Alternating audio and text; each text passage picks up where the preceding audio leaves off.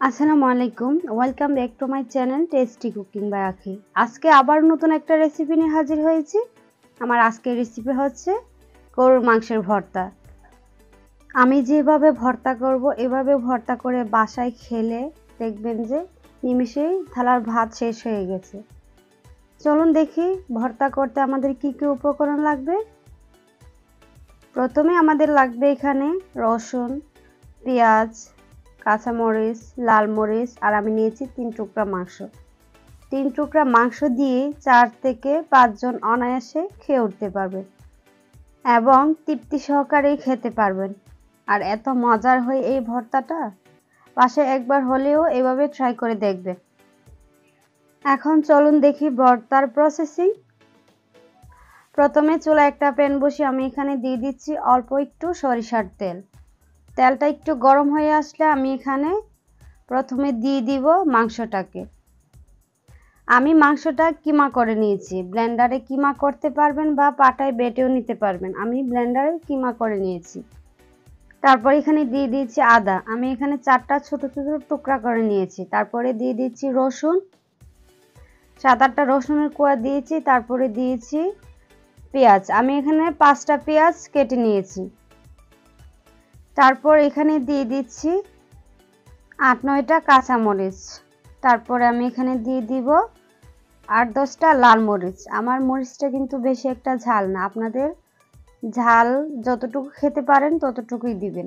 তারপরে এখানে দিয়ে দিচ্ছি স্বাদ মতো লবণ, তারপরে 1/2 চামচ হলুদের গুঁড়া দিয়ে আমি মাংস আর মশলা একসাথে 2-3 মিনিট ভালো করে সবগুলো উপকরণ ভেজে নিব।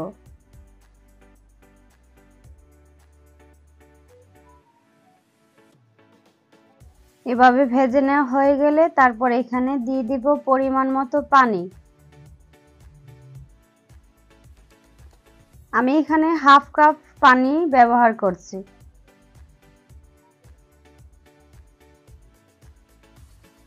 পানি দিয়ে আমি মাংস এবং সবগুলা একসাথে সিদ্ধ করে নিব। এখন ঢাকনা দিয়ে ঢেকে দিব। আর চুলার আঁচ তখন লো টু মিডিয়ামে রাখতে হবে। 10 মিনিট পর ফিরে আসলাম। এখন আমি সবগুলো উপকরণ মিশিয়ে নিব। মিশিয়ে নিয়ে আবারও ঢাকনা দিয়ে ঢেকে দিব। আবারও 4 থেকে 5 মিনিট পর ঢাকনাতে উঠিয়ে সবগুলো একসাথে মিশিয়ে নিব। এখন এখানে দিয়ে দিব সরিষার তেল। দিয়ে আমি মাংসটাকে ভালো করে ভেজে নিব। এখন আমি সবগুলো উপকরণ একসাথে নেড়েচেড়ে ভালোভাবে ভেজে নিব যতক্ষণ না পর্যন্ত লাল লাল ভাজা হয়ে গেছে। দেখেন কি সুন্দর ভাজা হয়ে গেছে। এখন আমি উঠিয়ে নিব। আমি এখন এখানে একটা ব্লেন্ডার জার নিয়ে নিয়েছি। আমি ভর্তাটা ব্লেন্ডার জারই করব। আপনারা চাইলে পাটায়ও করতে পারেন, কিন্তু আমি সময় বাঁচানোর জন্য ব্লেন্ডারেই ভর্তাটা করে নেব। মাংসটাকে আমি ঠান্ডা করে নিয়েছি। মাংসটা ঠান্ডা করে তারপরে ব্লেন্ডার করবেন। গরম থাকতে ব্লেন্ডার করলে ব্লেন্ডারে সমস্যা হতে পারে। এই যে দেখুন ভর্তা করা হয়ে গেছে। দেখুন ভর্তাটা এরকম হয়েছে। এখন আমি সার্ভ করে দেখাচ্ছি।